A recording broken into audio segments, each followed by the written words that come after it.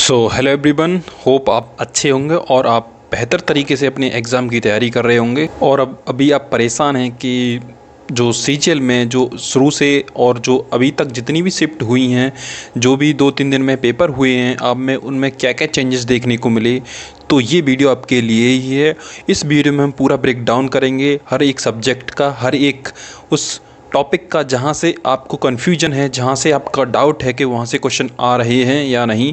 तो ये वीडियो आपके लिए है। मैं पहले ही बता देता हूँ, ये कोई रिव्यू नहीं है, ये सिर्फ हम एक्सपेक्टेड टॉपिक की बात करेंगे। बाकी आप समझदार हो, ठीक है ना। जैसा कि मना किया है हमको रिव्यू करने के लिए, तो हम ये कोई रिव्यू नहीं कर रहे।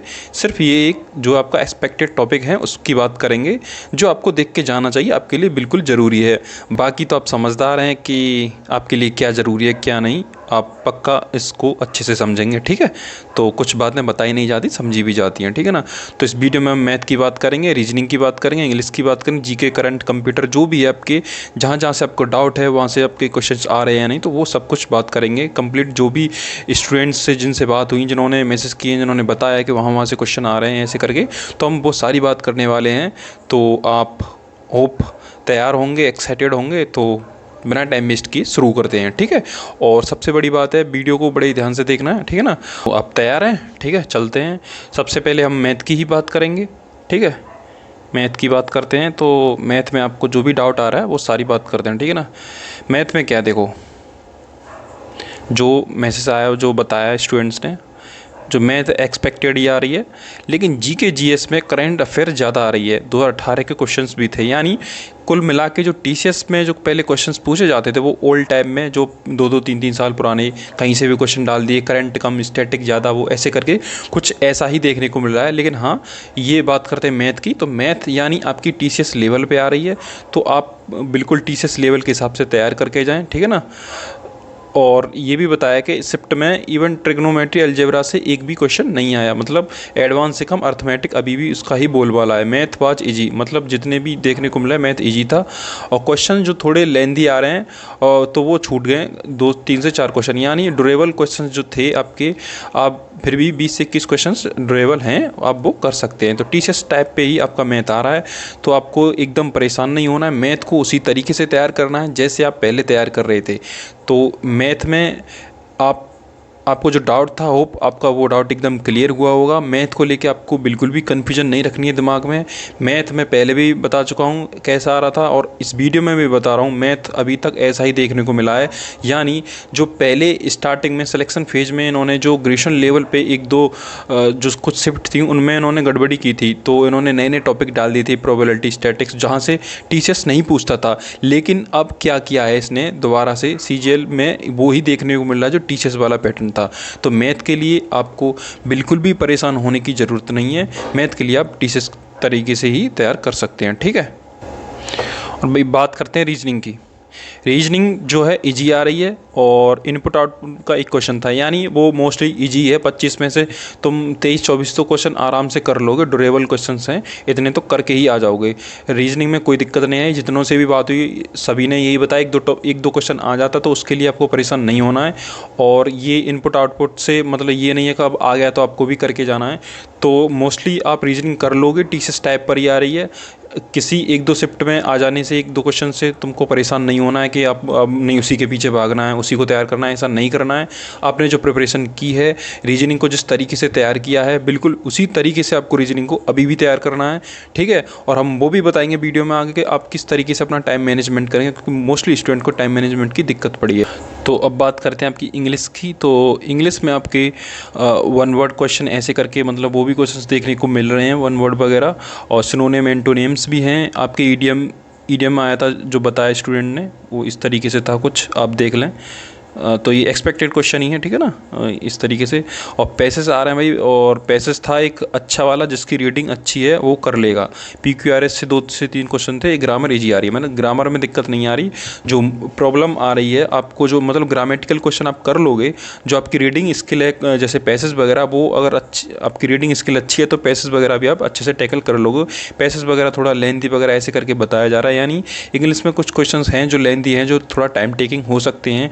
और बुकैब भी बताइए, जो बात हुई है स्टूडेंट से, बुकैब में आप क्या कर सकते हैं। आप बुकैब के लिए जो आपने अभी तक पढ़ा है, जैसे कि आप सपोज दैट ब्लैक बुक ही पढ़ रहे हैं, तो वहाँ से भी ब्लैक बुक से भी आपके क्वेश्चंस हो जाएंगे, और एक दो बुकैब आती है तो उसके लिए परेशान नहीं होना है। और वो भी मैंने बताया, जैसे वर्ड पावर मीड जी ऐसे करके बुक है, वहाँ से भी आप कर सकते हैं, वहाँ से भी आ रहे हैं। अगर आपने किया तो अच्छा, नहीं तो नहीं की तो मैं तो यही कहूँगा अब न भागें, जो किया उसी का रिवीजन करें, ठीक है। और भाई आपके PQRS वगैरह भी आ रहे हैं, मैंने जैसा कि पहले बताया था कि आप प्रैक्टिस के लिए PQRS के लिए CDS वगैरह के क्वेश्चंस लगा सकते हैं। बाकी आपको इंग्लिश में कोई दिक्कत नहीं आएगी, ग्रामर वगैरह ईजी ही है, ठीक है ना। और सिनोनिम एंटोनिम्स भी आ रहे हैं, ये सारे क्वेश्चंस इंग्लिश में देखने को मिले हैं, ठीक है। और भाई जैसा कि बताया था कि आपका जो मैथ है इजी है, यानी 20 क्वेश्चंस हो गए। DI एवरेज से क्वेश्चन था, मिक्सचर एलिगेंस सिंप्लीफिकेशन से क्वेश्चंस थे आपके, थोड़ा एडवांस से भी ये क्वेश्चंस देखने को मिले। परसेंटेज से एक क्वेश्चन था मेल फीमेल वाला, लिटरेसी रेट वगैरह ऐसे करके क्वेश्चंस भी वहाँ से देखने को मिले हैं, ठीक है। और भाई GK तो इजी तो आई नहीं है, मॉडरेट से टफ़ ही आई है। जो भी GK जहाँ भी पूछी गई है, तो GK का आप देख सकते हैं कुछ इस तरीके से अभी तक GK पूछी गई है, ठीक है। मॉडरेट थी, मिल्खा सिंह ने वर्ल्ड रिकॉर्ड कितने सेकंड में बनाया, ऐसे कर क्वेश्चन था। ओजोन लेयर से किस जोन में होती है, यानी तुम देख रहे हो ये पूरा कहाँ से उठाई गई है। ये फंडामेंटल फिजिकल जियोग्राफी की लाइन है। मैंने स्टेनो में भी एनालिसिस किया था इस चीज़ का कि क्वेश्चंस कहाँ से उठाए जा रहे हैं आपके, तो कुछ इसी तरीके से अभी भी क्वेश्चन देखने को मिल रहे हैं। साइंस से भी थे, प्रोजेक्ट से कुछ क्वेश्चन ऐसा था, मनरेगा का क्वेश्चन था, यानी इकोनॉमिक्स वगैरह, हॉकी से क्वेश्चन था, लेफ्ट हैंड और राइट हैंड, ये भी कुछ साइंस में पूछा गया है, ठीक है ना। कुछ इसी तरीके से क्वेश्चंस आपके पूछे गए हैं। और आपके स्टैटिक कर लो, बाकी करंट अफेयर्स हवा नहीं लगेगी, यानी करंट से अभी सभी परेशान है, क्योंकि करंट जो थोड़ी ओल्ड पूछ जा रही है। और आप यहाँ पे स्कीम वगैरह करके जाएँ, डांस भी कर लें, डांस ईजी आ रहे हैं कर लोगे, लेकिन स्कीम अच्छे से करके जाएँ, ठीक है। और करंट अफेयर का मैंने बताया, मैंने अभी एक अब चैनल पे ही वीडियो अपलोड की है, हार्डली 30 मिनट की वीडियो, उसको आप 2x में भी देख सकते हैं, लेकिन वीडियो को ज़रूर देख के जाएँ। स्पोर्ट्स वगैरह से जहाँ से भी क्वेश्चन बन रहे हैं, वहाँ से आप उन क्वेश्चंस को कर पाओगे, ठीक है। तो वहाँ से मैंने जो भी, जैसे 2022 का भी क्वेश्चन डाला, 23 का भी डाला, तो ऐसे कर क्वेश्चन बनाए मैंने, और वो अच्छी थीमेटिक वाइज बनाए, तो आप वहाँ से देख लें, ठीक है ना, करंट अफेयर के लिए।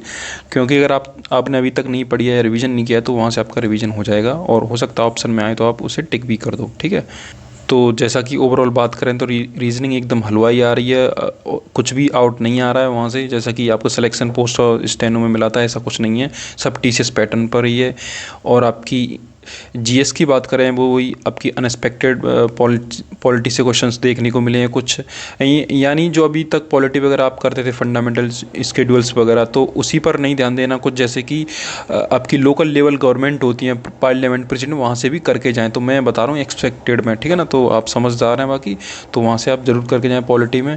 और जियोग्राफी से मैंने बताया था, एनालिसिस भी किया था, आप इंडियन जियोग्राफी को रिवीजन कर लें, रिवर्स वगैरह। और बाकी फंडामेंटल फिजिकल जियोग्राफी से भी जैसे मैंने एनालिसिस किया, वहाँ से इस तरीके से आप अगर आप पढ़ सकते हैं NCERT वगैरह, तो वहाँ से भी कर लें, तो वहाँ से भी क्वेश्चंस आपको देखने को मिल जाएंगे। और आपका इकोनॉमिक्स में मैंने बताया था, इकोनॉमिक्स में कुछ इस तरीके से आपकी पॉलिसीज़ वगैरह, जैसे इंडस्ट्रियल पॉलिसी है, और आपकी जो अभी जैसे फिस्कल पॉलिसी है और मॉनेटरी पॉलिसी, इनके एलिमेंट्स हैं, तो कुछ इस तरीके से जो पोस्ट इंडिपेंडेंस के बाद जो डेवलपमेंट हुई इकोनॉमिक्स में, वो कर लें, वो आपके लिए काफ़ी हेल्पफुल रहेगा, ठीक है ना। और इंग्लिश जो 12 को आई थी, वैसे ही इंग्लिश अभी तक आ रही है, इसी तरीके से PQRS वगैरह और पैसेज आ रहे हैं, थोड़ा लेंथी हैं, लेकिन सेम TCS जैसी ही है, ठीक है ना। और इम्प्रूवमेंट वगैरह जो एरर आ रही हैं, वो TCS की लेवल की हैं, ठीक है ना। एरर भी सिंपल आ रहे हैं, तो कोई दिक्कत नहीं है आपकी। मैथ में 2 से 3 काफ़ी कैलकुलेटिव आ रहे हैं, यानी क्वेश्चंस बाद में करना, और मैथ नहीं सही पर प्रीवियस लगाए होगे तो पैनिक मत होना, मतलब आप कर लोगे, कोई दिक्कत नहीं। ओवरऑल TCS जैसा ही, पैनिक होने की कोई ज़रूरत नहीं है। तो ये हकीकत है, आपको पैनिक बिल्कुल भी नहीं होना है, ठीक है ना। और आपने अगर अभी तक जो भी पढ़ा है उस पर अपन विश्वास रखें, फुल कॉन्फिडेंस में जाए, आप कर लोगे, ठीक है ना। और जो भी आपका डाउट है वो कमेंट सेक्शन में पूछ सकते हैं, और वीडियो को लाइक ज़रूर कर दें, चैनल को सब्सक्राइब कर लें। अगर आपको आगे भी ऐसे एनालिसिस वगैरह या जो भी इंपॉर्टेंट चीज़, रिव्यू या एक्सपेक्टेड क्वेश्चन चाहिए, तो आप चैनल को सब्सक्राइब कर लें। बाकी आपका जो भी डाउट बनता है वो कमेंट सेक्शन में ज़रूर पूछें, ठीक है ना। तो नेक्स्ट वीडियो में मिलते हैं, धन्यवाद।